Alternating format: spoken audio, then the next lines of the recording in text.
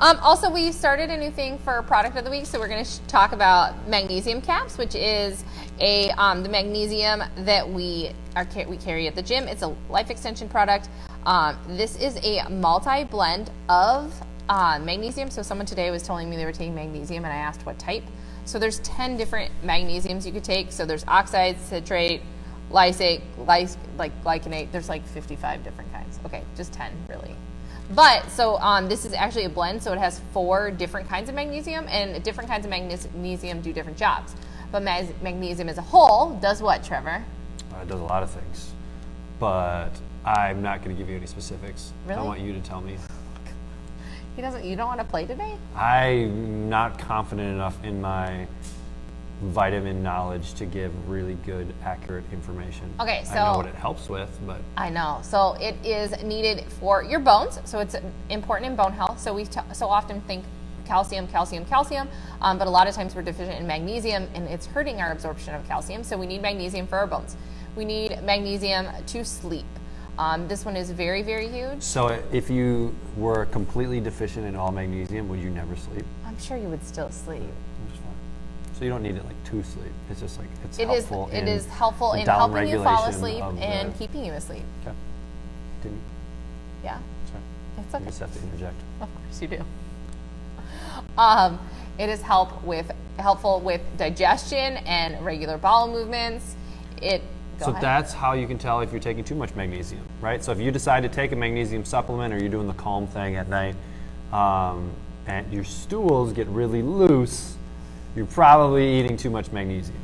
Yes. And let's titrate it back a little bit. But I mean, something that's also important, if you're constipated or you have very, very hard poops, you definitely need some magnesium. Get some mag in your life. Get some mag caps in your life.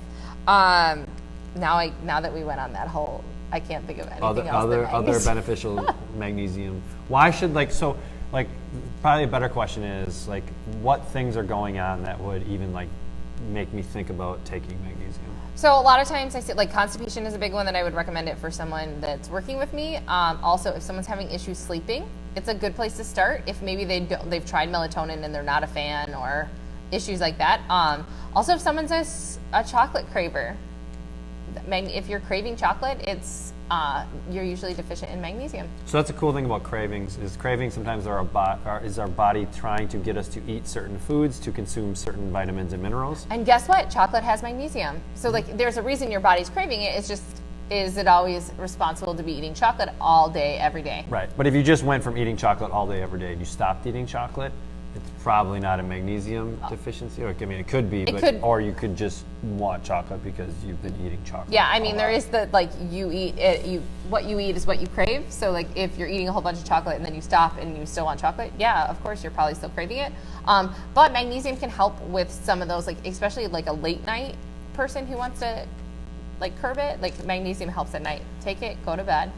And I think so. Magnesium is it's becoming more and more "quote unquote" mainstream. Right? I predict. He called it the product of 2020. I predict in the next 3 to 5 years, if not sooner than that magnesium will become the new vitamin D.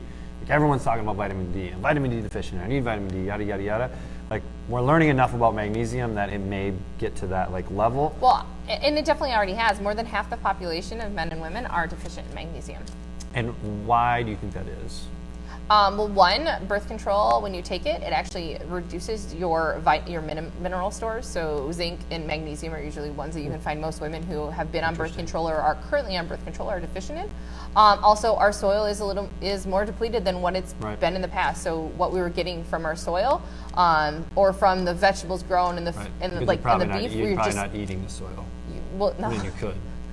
Okay, so our food that eats the grass and grows in the soil needs that to get what they're looking for. So that is some of it. So if you're eating food and it's not getting as much magnesium, we're obviously not getting as much magnesium as used to. So, all right, while Trevor takes care of that. All right, we are on. All right. Do you think we're done with magnesium, or do you want me to go more? No, I think magnesium is good. We've sufficiently covered it because it's not big enough yet to make it a whole vitamin D. It's a big deal. So, it is a big deal. So the other thing, magnesium, that maybe we didn't quite talk about, or maybe you did while I wasn't listening, as I like to call it, like a nervous system down regulator. So it helps us to like calm down a little bit. So how much of it do you think I need to take to calm down? A lot, too much. But so that's just like another piece. It just does a lot of really cool things. And is there a blood test for magnesium? It can be blood tested. I'm pretty sure.